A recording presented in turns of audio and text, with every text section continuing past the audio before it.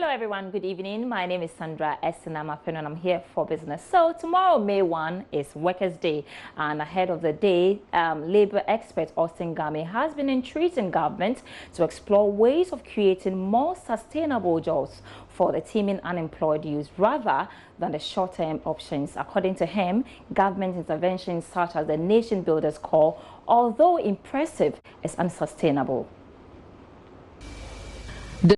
Nation Builders Corps, the Planting for Food and Jobs initiative, are a number of interventions by government to mitigate the country's unemployment challenges. So far, government says it has employed 100,000 youth under the Nation Builders Corps, with over 750,000 farmers registered under the Planting for Food and Jobs initiative.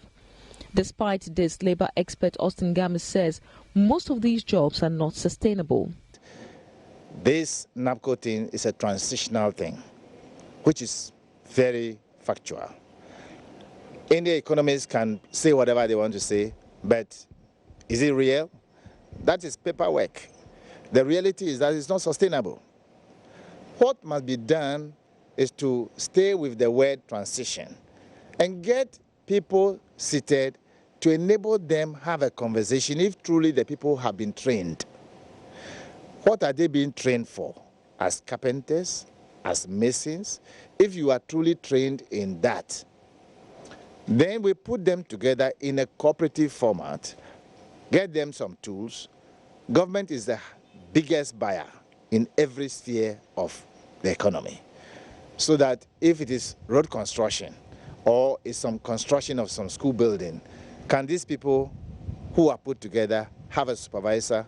They are captured. That's where we begin the informality into formality, so that they can capture them properly. They pay their appropriate taxes. They earn some income. They can also expand and employ somebody. Mr. Game further noted government must make an effort to engage leaders in the informal sector to boost revenue collection.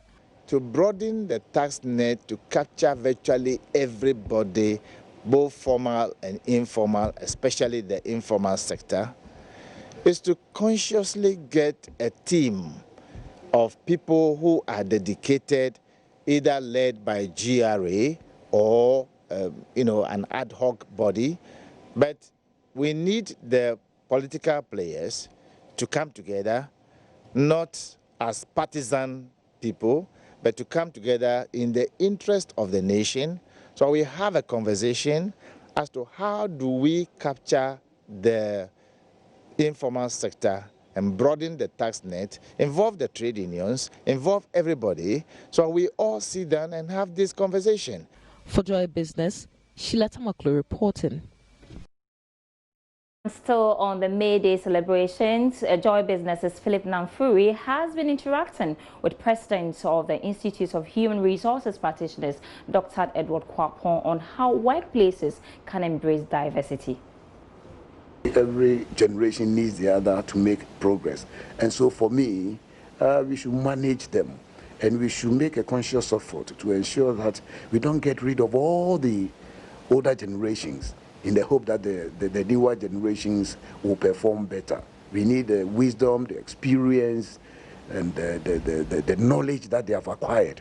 So we need, yes, diversity. We need some of the older generations to serve as mentors, as coaches in the organization, as project leaders, to share and part with some of their knowledge and experience to the younger ones.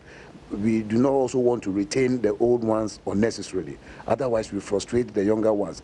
If they don't leave, then there is no opportunity for the younger ones to also grow and progress. And as a matter of motivation, everybody wants to grow. Everybody wants to rise through the ranks and to get to the top.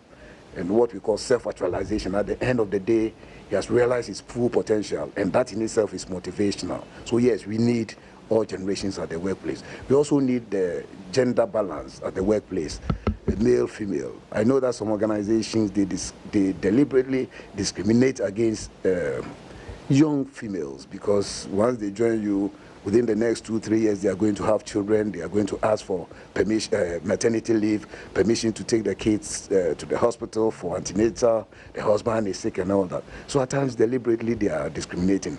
But HR should be able to come up with innovative ways of ensuring that we accommodate these people. We create avenues or spaces for nursing mothers to bring the children to, say, the workplace, that they have a bay where the children will be with their house helps. And in between, they can go and feed the kids and also come back and have the peace of mind to concentrate.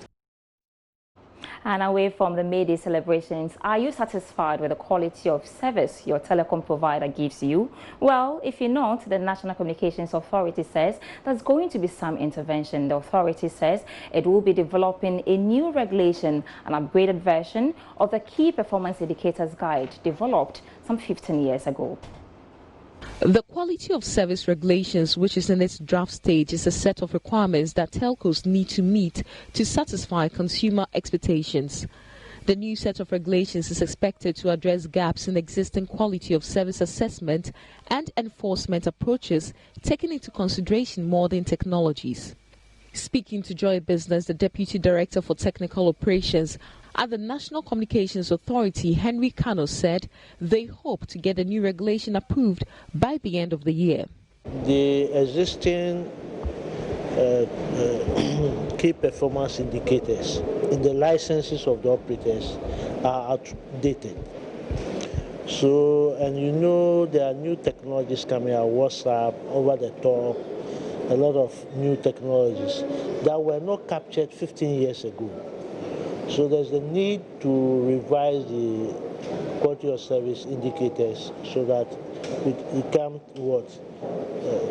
then we have a new thing to work with because of WhatsApp, voice calls and other things and content developers. There should be another quality of service mechanism to regulate all these new service providers. So that's why we are doing it. We want to do it, the timeline, we are looking at it that by the end of this year we should finish.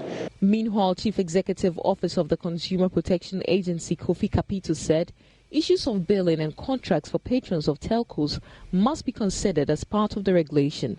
I even have a problem with the fact that in this part of the world, as a prepaid customer, okay, I don't have a contract with any telco. I don't know what the rules and regulations of engagement that I have bought the chip for. So in case I have anything that I want to complain, what am I going to use to complain? If you are postpaid, there's a contract. It spells out the terms and conditions for you. But most prepaid customers, as Ghana is, we don't even know. So, I mean, how do I go and challenge the telco for something that maybe they promised to do when I don't have it in writing? So that is another area that I think as part of this thing, we should make sure that prepaid, because if you go to other jurisdictions, yes, they would give you a proper receipt. For Joy Business, Sheila Tamaklo.